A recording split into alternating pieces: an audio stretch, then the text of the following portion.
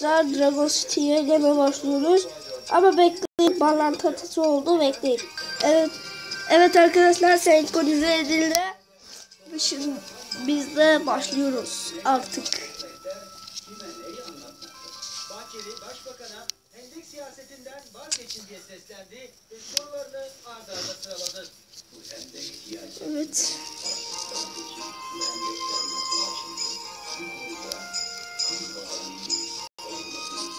Bahçeli olağanüstü kongre taleplerine karşı da resti çekti ve muhalefete Bahçeli'nin sözünü gösterdi. Yani arkadaşlar, keşke olsaydı alırdık ya.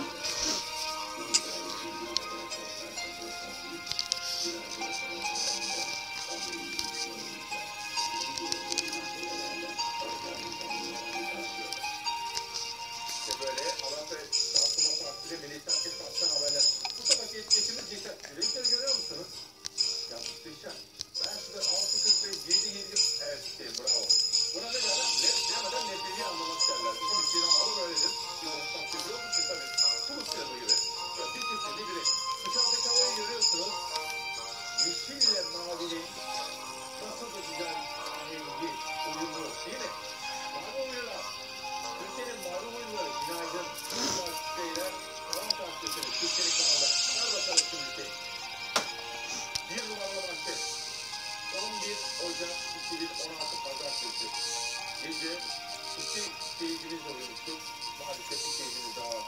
Diyarbakır Sur ülkesinde güvenlik güçleriyle teröristler arasında çıkan çatışma ve gece bir seyircimiz daha oldu. 3 seyircimiz. Allah'ım rahmet eylesin. Birinci manşet bu. 2. Pakistan'da kardeşliği. Barış istiyoruz ya, barış. Yeter ki barış olsun diyor.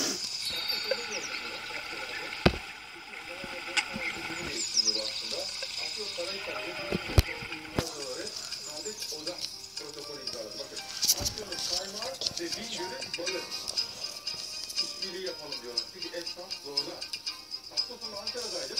Teşkil binasından geçiyorduk. Kocaman Afrika sürüşleri tamamlarken. Diyor ki, köylümüzü, çiftçimize sağlamak. Arkadaşlar, harp habitatı yok ki. Onlara sağlandığı gibi esnafımıza da destek sağlayın. Prim borçları çok arttı. Bizleri Cuma günü okumuştuk. Sivas'tan esnaflar ödeyemeyeceğiz bu primleri ödüyorlardı. Böyle bakın, bakanlar burada, bütün bakanları vermiş arkadaşlar. Ve bakın, odalar ve borsalar birliği ve Asya'da bir lira arasındaki adresi. Önemli.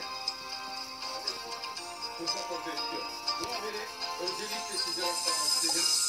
Milliyetçi diye anlıyorsam özel bir haberde bunu hazırlayalım dedim. Şimdi hafızaları tazeleyelim. Melek Baykal, CHP'nin genel başkanı.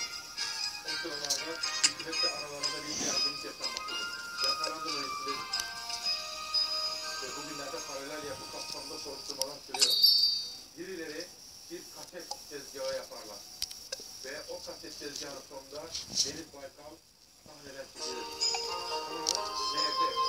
O zaman da anayasa değişikliği gündemdedir. MHP'nin barajın altında kalması birilerinin içerisine yarayacaktır. Yine paralel yapı kapsamında soruşturmalar. Bizim Cumhuriyet savcıları ve bazı polisler paralel yapıyı soruşturuyorlar.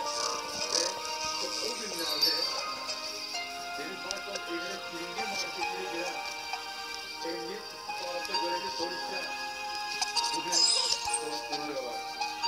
Bugün yapanlar da yarın 3 saat. soruşturulacaklar. CHP eski Genel Başkanı Deniz Baykal ve MHP yönetiminden 8 eski milletvekilleri Arkadaşlar.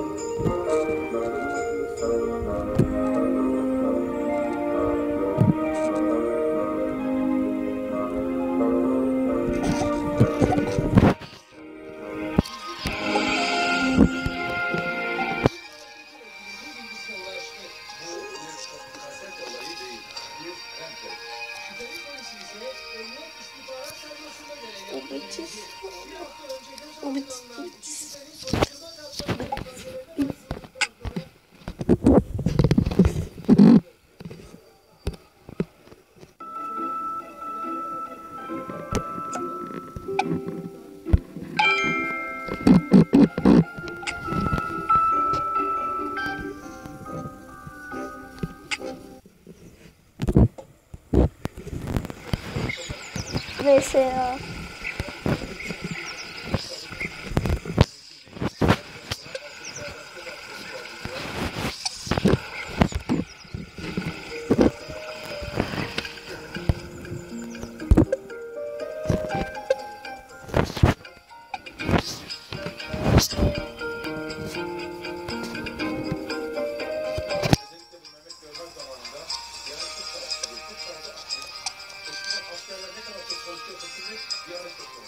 En büyük isteği Diyanet'e veriyorlar.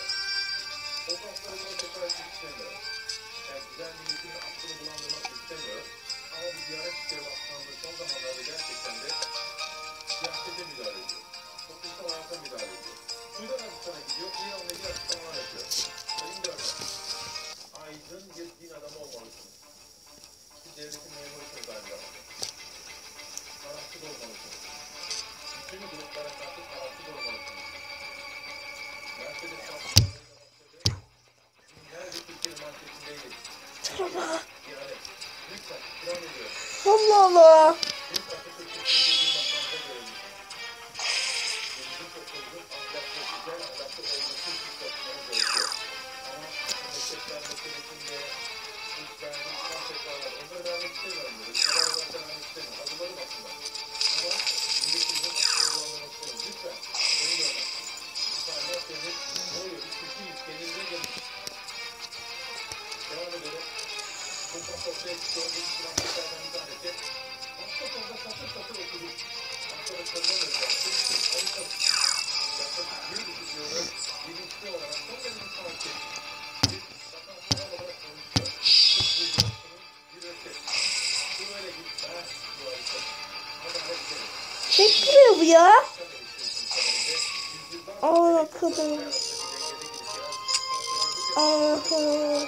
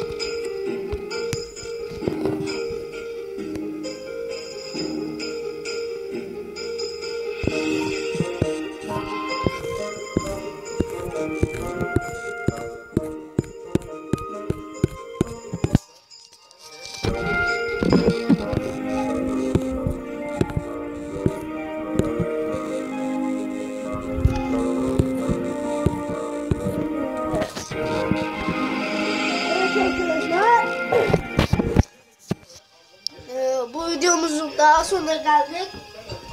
Like atın. Like atın. En sevdiğim şey like. Neyse görüşürüz arkadaşlar. Diğer videomda hepinize hoşça kal.